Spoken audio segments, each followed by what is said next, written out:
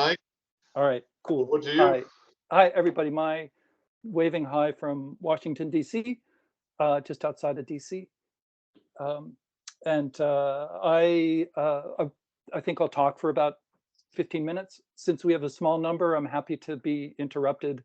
If you have questions or clarifications or just want to say something, just wave your arms around or just go ahead and jump right in. Totally great, because this is all a work in progress.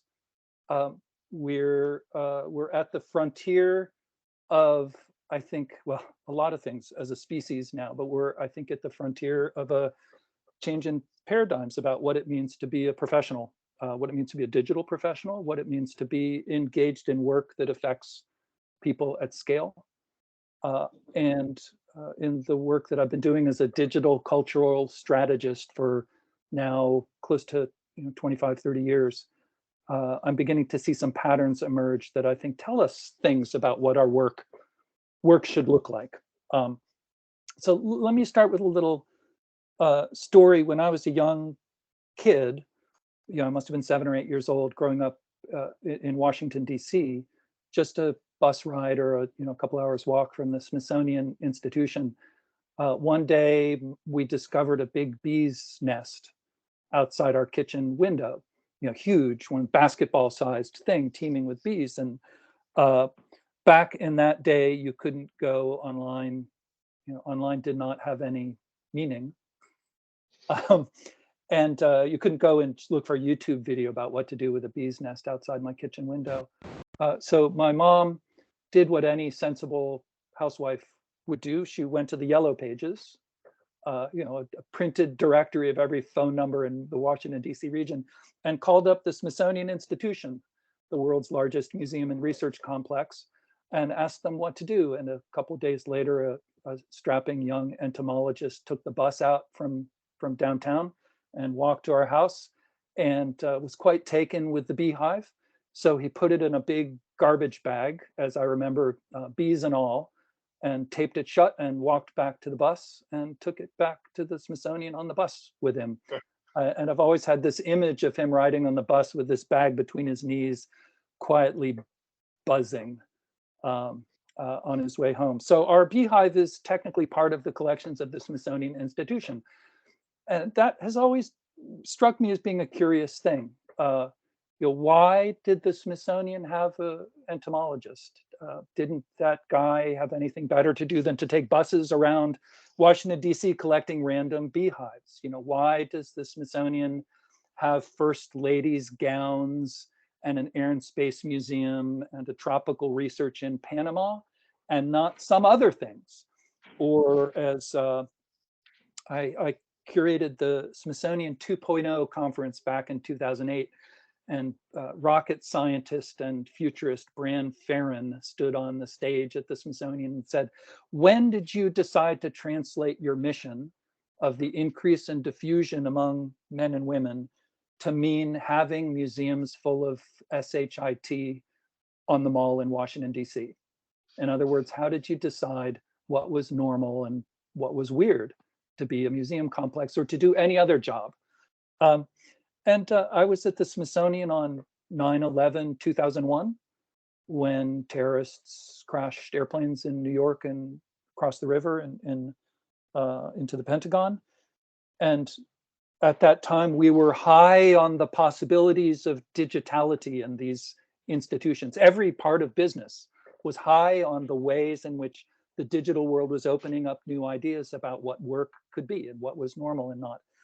And many of my colleagues and I kept waiting for the knowledge and learning and memory institutions of the world to stand up and help Americans in particular understand what had just happened to them, and understand their new role in the new world and to make wise decisions about the future.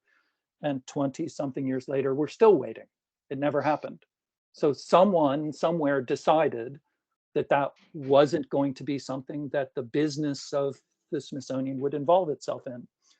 And then more recently, when Trump pulled out of the Paris Accord and did other unusual things, I looked out into my field, my discipline, my people, my network, my sector, to see how we would react to this, what seemed to many like an atrocity, an affront to what particularly natural history and science museums, educational institutions believed in, to pull out of the Paris Accord. And I did a survey of about 30 cultural, science, learning, public-facing digital properties in the days and weeks after Trump pulled out of the Paris Accord, and nothing. Crickets, as we say back here in America. I remember the Natural History Museum in London still had the banner on their website said, mummies, come visit our mummies exhibit and pay, 15 pounds a head to do it. And the Field Museum in Chicago, one of the preeminent natural history museums in the world, still had an ad on their homepage said, beautiful butterflies, come to our $10 a head beautiful butterfly exhibit.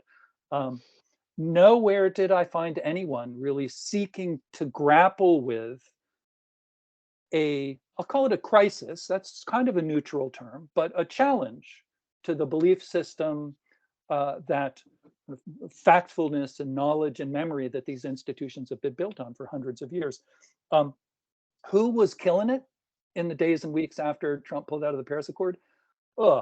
Teen Vogue was killing it with really exceptional journalism and opinion making, sense making.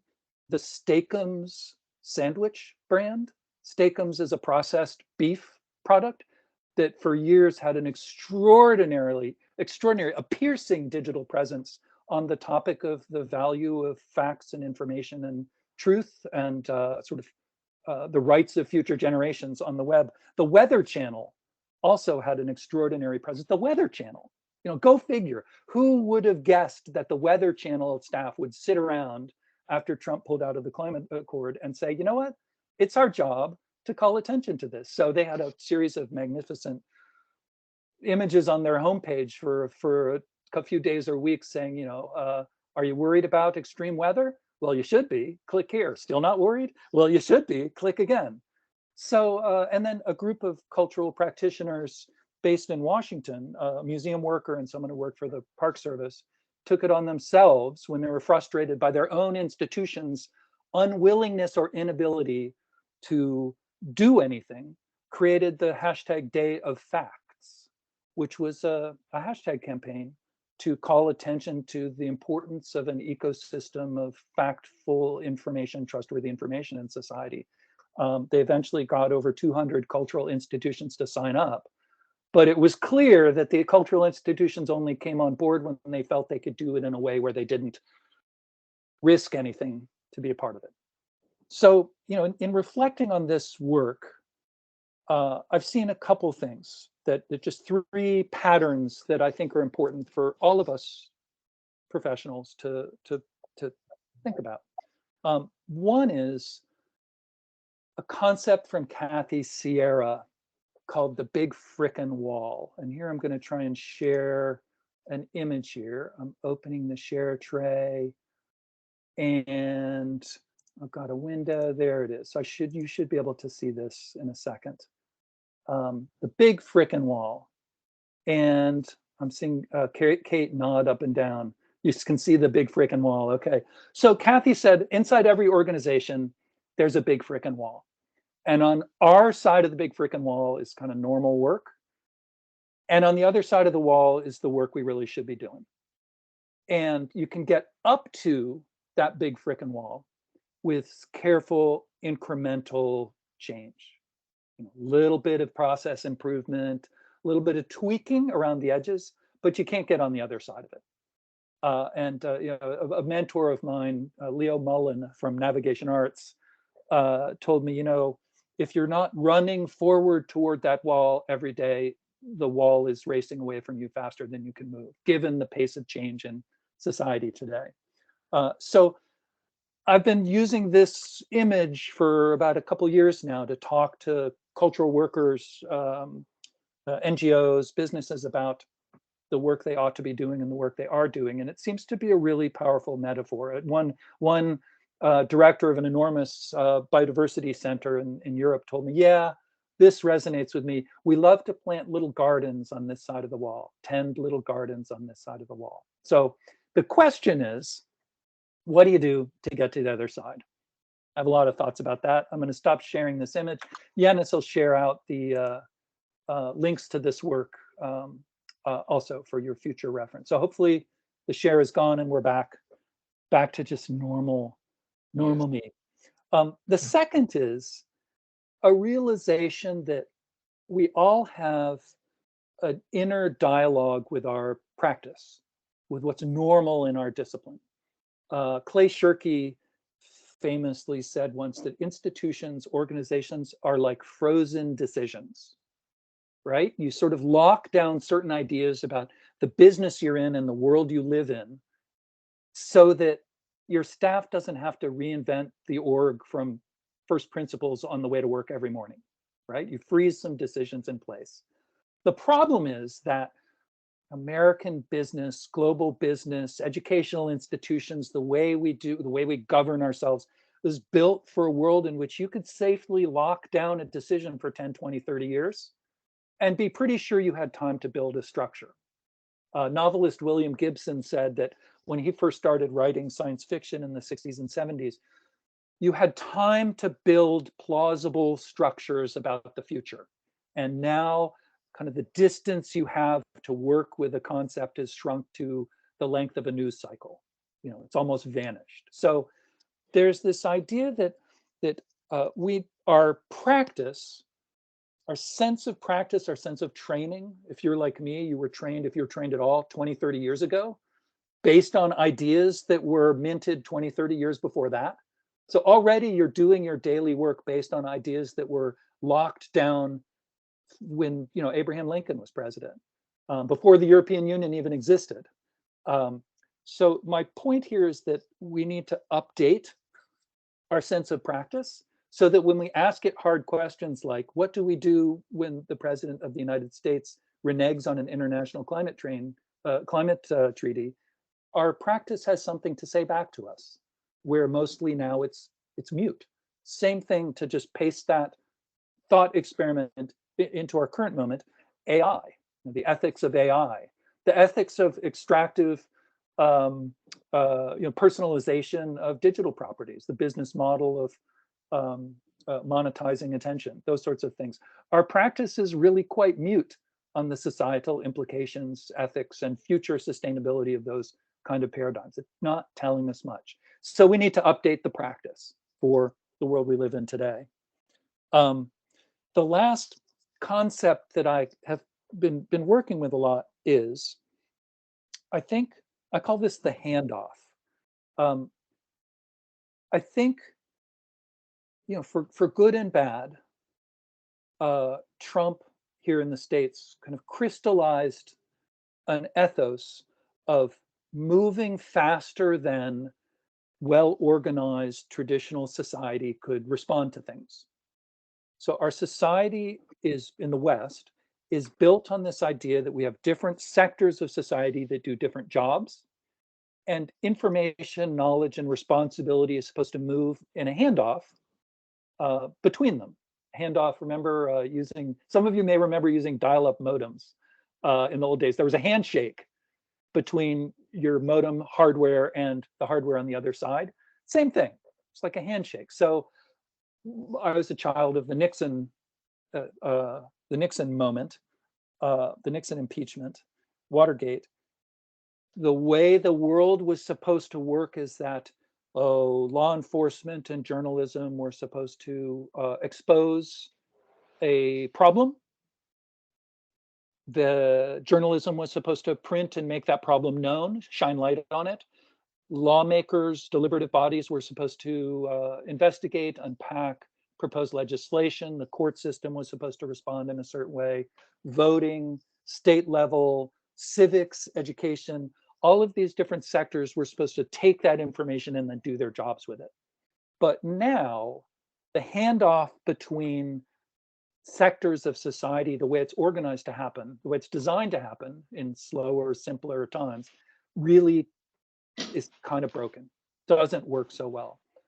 For example, the paradigm of education, and certainly of museology, museums in the United States, is that we do this slow, careful job of making citizens and future citizens, children, aware of the world in which they live. And then over 20 or 30 years, they will know what to do with that information and become better informed, wiser decision makers as adults. That may still happen, but it's inadequate for a moment when we have rapid social and technological change racing our way. For example, genome engineering. The idea that we have 20, 30 years to play around with building a common public understanding of the implications of genome engineering or AI or Cambridge Analytica doesn't reflect the world that we're living in today. So I think this handoff is broken. And I think if you believe that, it calls on every actor in the system to do a little more, take on a little more responsibility than they would have to do in normal times. For example, you've seen this in journalism, and in some instances, business. Journalism has had to take more risks with its neutrality in order to call attention to the rise of fascism around the world, or the war in Ukraine, or to fight misinformation. The same thing might be true of a business that is reliant on a well-educated workforce or a set of consumers who know how to use their products well. Everyone's got to do a little more. And it's not fair, but no one said it like living in the 21st century was going to be fair. So, I think finally, before I wrap up this part of the talk, or the talking part of the talk, I think many of us have been miseducated about the boundaries of our own agency, our own ability, and our own responsibility to so-called make change in business and in our neighborhoods and our families and the world. I certainly was educated with a very expensive and precious education. I was educated to believe that as a citizen, as a business owner, you had two choices about how to behave in the world. Here was being a good citizen, paying my taxes, reading the newspaper, every once in a while writing my congressman or woman, voting. And then right next to that was throwing trash cans through shop windows and setting cars on fire and rioting in the street, with nothing in between. And what I've really come to realize recently is there's this whole incredible, glorious repertoire that's sometimes called activism, but really is about agency and ability to drive and create positive change that almost nobody knows about. And as a strategist, as a consultant, as a digital strategist and advisor to businesses and nonprofits and government, I feel that repertoire of possibilities is a gold mine for teaching us how and why to behave tactically to make our businesses and our communities more sustainable and thriving, to thrill and delight our customers. So I think with that thought experiment, I'm happy to have questions or to talk more about any particular. What you've just heard is a 15, 18-minute version of like a 3-hour talk that I'm working slowly on making sense of. But there you have it, basically, from how it looks on a sunny morning in Washington, D.C. Thank you, Mike. Thank you very much. I will make sure to link to the longer version, which is also wonderfully transcribed. Any questions, comments, reflections? Things that you've heard? I had a great mentor once who told me as a speaker, when you get to Q&A, just stand there and be quiet. People come up with questions. I did that on the stage for you in Aarhus years and years ago, Yannis. Just stand You did there. very well. You did very well, but you certainly also back then, as now, made think about the big freaking wall, gaps and flaws. What does it mean to be a professional? What should work look like? Handoffs, activism. Where to start? Anybody wants to jump in with a reflection? It doesn't have to be a question. Perhaps Kate, picking on you. Yeah, I really liked what you had to say overall. I'm interested to hear the more extended version of things, but the I think the one thing that kind of hit me the most is the big friggin' wall. I work in a higher education institution, so I'm way down on the totem pole. But I mean, this is probably a severely loaded question. Like, how do we work with our own organizations to kind of get over that wall or around it or through it or however you want to get there? How do we make the other side of the wall known when we're, just this little peon of a guy in our organization? Yeah, for sure. So it's a really great, to me, that is the question of the 21st century. That is and all questions come down to change eventually. So a couple of thoughts. And in the longer talk, I just did a long interview with the Museum Next conference. So there's a long blog post that unpacks some of these ideas, and then a video of a longer talk I did at the European Museum Conference. So two thoughts maybe. One is that, wow, everybody has a boss. That's my big epiphany here. So I talked to the head of one of the world's largest national library systems, very important woman, very important country that cares about information and society and climate and sustainability and the sustainable development goals of the UN. And I asked her, she confided in me and said, Michael, I would have been much more activist in my leadership, but I felt I couldn't because I'm beholden to government. And so I went and talked to government, and government says, oh, well, we are much more activist and want to do much more, but we're beholden to, the prime minister. And we talked to the prime minister, and I didn't actually talk to this prime minister, but I've talked to other prime ministers. Well, Mr. Edson, we would like to do more, but I'm beholden to voters. And you talk to voters, you talk to the person who cleans the restroom, you talk to the curator, you talk to the, all the way up and down the chain, everyone has a boss. And yet, Harry Houdini said, there's always a little slack somewhere. So I found one is in our sector and in the way we're educated, there's a problem with our know-how regarding activism, agency. So there's a problem with agency. I also think that using a model like the big freaking wall, it's a tool for having conversations. It's a tool for focusing a conversation among your team. And I've drawn this on the floor in barns with meetings of activists and NGOs. I put it up on 1,000-foot wide screens at conferences, and it helps to have you need tools to have a constructive conversation about this moment. The other thing I've noticed is that much of what stops us at the wall is a lack of confidence about the moment that we're in. So for example, with climate action, as I've watched groups learn more about climate science and activism and change and agency and become comfortable with what their peers are doing, the wall just kind of dissolves. There's no massive act that requires you sort of realize there are people on the other side doing fascinating work, and you can just kind of go join them.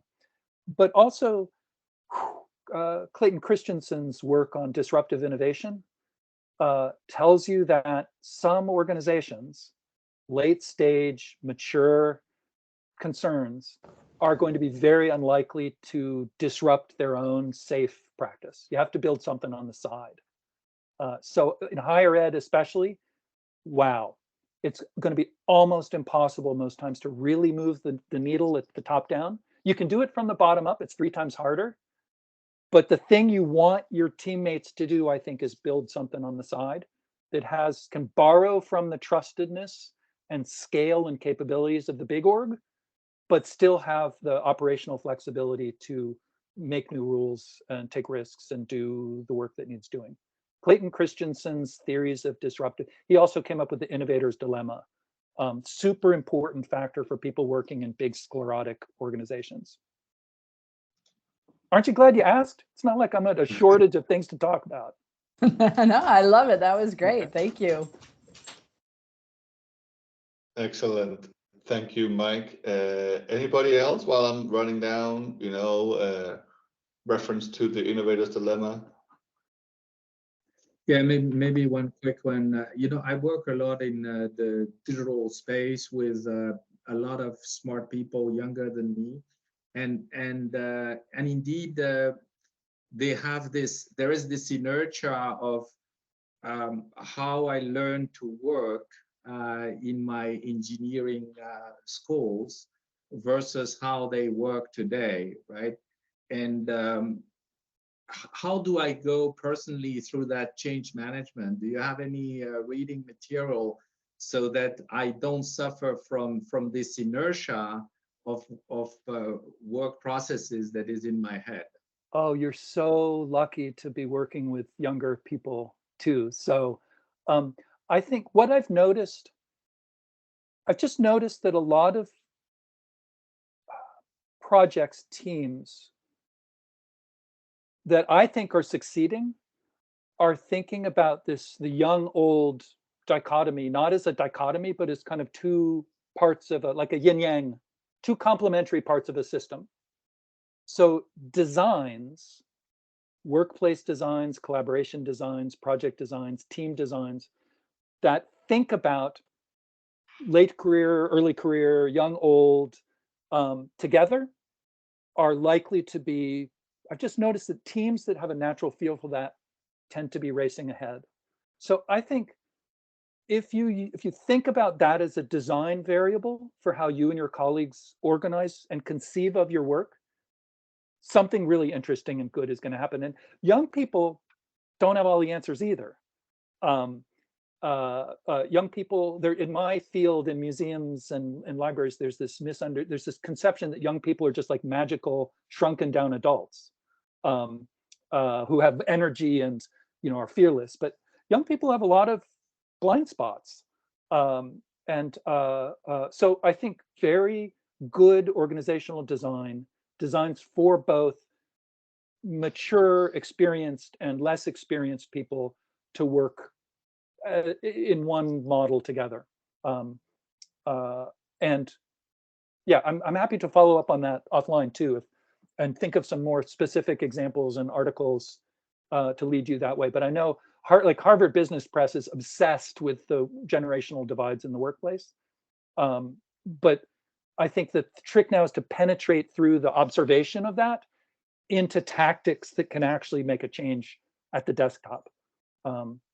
So I think you're on the right track. It's a super fascinating question. Okay. No, Thank you very much, Mike. I think that's kind of all we had.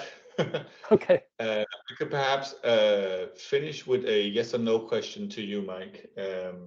Would it be correct to summarize your message as that you're encouraging us to widen the definition of normal?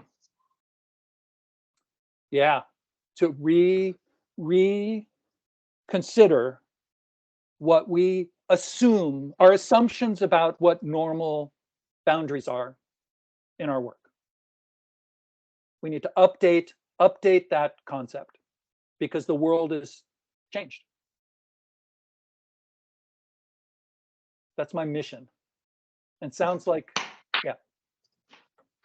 Thank you, Mike. Sure. We did it. Thank you very much. A pleasure. Really appreciate it. We made it work. Good to see you again. Good.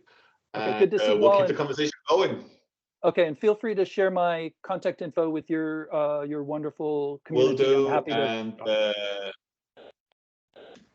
Okay.